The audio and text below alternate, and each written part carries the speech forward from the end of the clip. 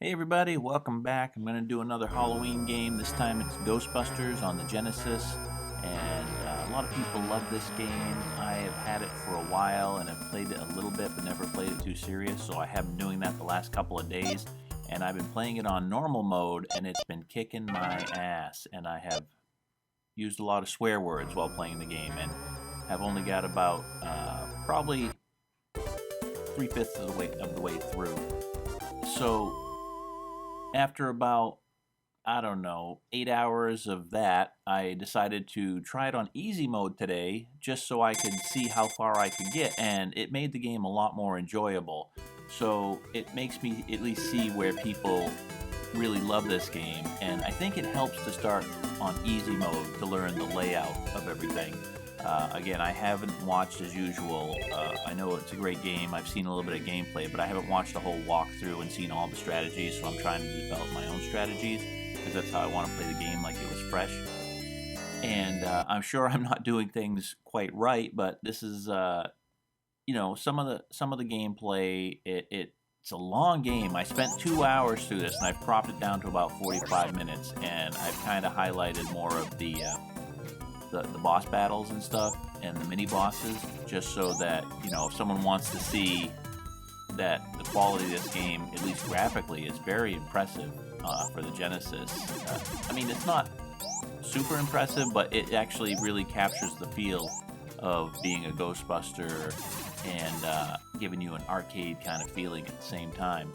So I chose Ray because he has the least damage taken. He has the most life, which made it a lot easier to play this. And I'm sure there's people out there that do crazy speed runs with who knows, all the different types, and that don't get hit or stuff like that by now, because that's usually where games end up. But I just needed to see how this game plays and enjoy it for what it is, and I didn't quite make it to the end. I was on what I think is the last boss, but usually when you're fighting the last boss, there's another iteration of it. So I don't know. I didn't get through that, so I'll have to go through and see again sometime. But this was 2 hours, so I probably won't play it again for another couple of days or a week or so. But I thought this really captured how cool this game actually is. And what I would say is it really helps to get certain weapons to kill some of these ghosts or monsters. And I found that playing through several times, what a difference it made having the right weapons. And being on easy, you seem to have more cash, so you can buy more weapons right away. I don't know if it gives you more cash throughout the game because you're on easy, but I do know that there's less of the little nuisance, I don't know what you call them, ghosts or spirits or blobs, while you're traveling through the homes or the hotels or whatever you're in, whatever place you're trying to get rid of all the poltergeists from. So that made the gameplay a lot more fun, just not getting frustrated dying, because those little guys that run around in the maze while you're getting through a house or a hotel or something can be very aggressive sometimes, and sometimes I'd play it and it seemed like I was doing fine, and other times they just seemed like they were all over you.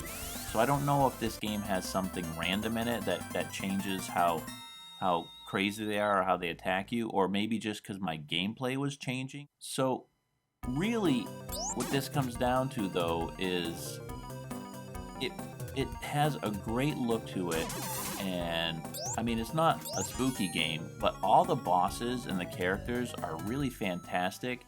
And even though I spent the first 7 to 8 hours of this game swearing up a storm, playing on easy mode today made all the difference. And here's the other thing I did. I was using the new Retrobit controller, which was pretty good.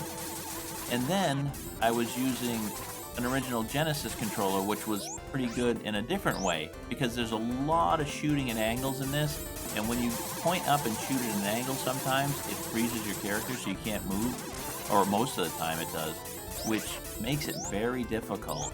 I see that ducking right there and sliding back and forth is pretty useful, and also it's not easy at first to figure out where to shoot these guys, because they don't always give you a good indication that they're getting hit. I mean, sometimes they'll flash and other times you don't really see it, so you're not sure.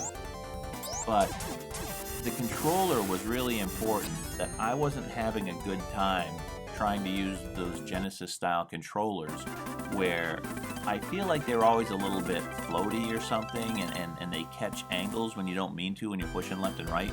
So I went over to my computer and used emulation to play it for a while to see if I could do better, and I definitely was doing better, but I was playing on easy mode, so maybe I'm mistaking that. So I'll probably go back and play on the Genesis and play it on easy mode to see if I can do just as well next time.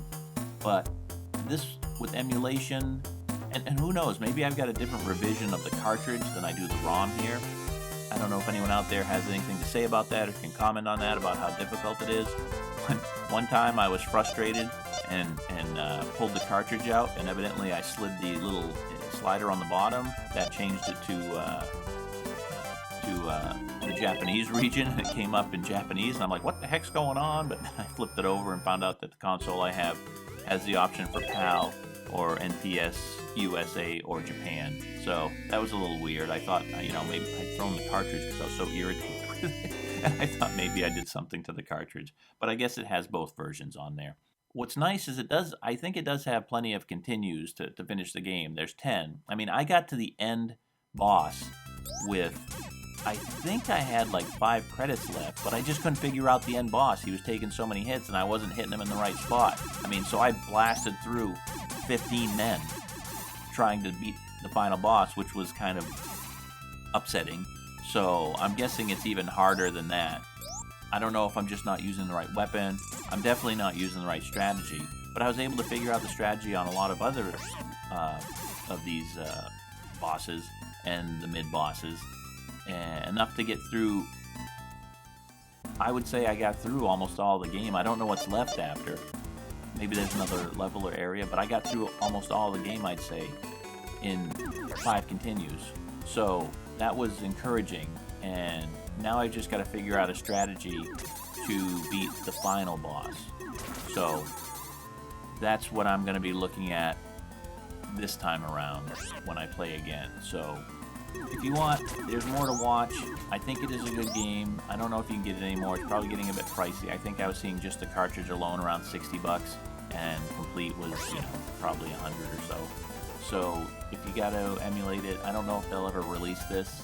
Licensing gets very difficult for games that are very old. So it might be the only way to play it is to do emulation, which I'm not against, and I'm not for. But I only play the games usually that I have now, unless there's a company that just can't put out a game or won't put out a game, and you're never going to be able to get it or play it any other way. So that's where that stands for me nowadays. And I think it's just a fun game to give a try to. And I think I did so much better because I was using one of the 8-bit Do controllers, and moving left and right and aiming up at angles and stuff works so much better. I mean, I still got hung up once in a while, but again, it made the gameplay a lot smoother. So I'll have to see how it is playing on easy mode with the original controllers and an original system. I might actually try it on an original system. I was using the Mega Retron HD by Hyperkin, I think that's what it's called, and that's why it had the switches on the bottom, but the graphics came out looking really good. I still don't know if it'll play a little different on a real Genesis. Maybe I won't have all this wonky differences in the minions running around the houses aggressively sometimes, and other times they seem a little more passive.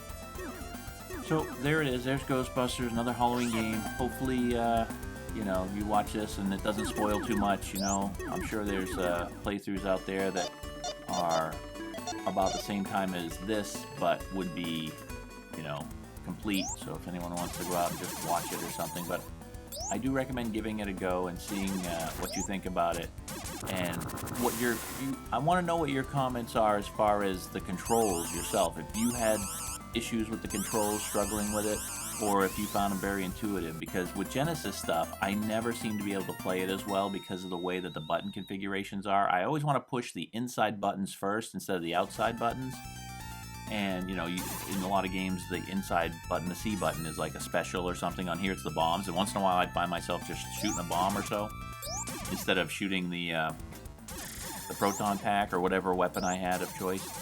So let me know in the comments what you think. If you played this game, if you find it a little difficult to control, if you find it frustrating, or if you really just love it overall and always loved it. So there we go. There's Ghostbusters, another Halloween game, and we will see you soon. So long.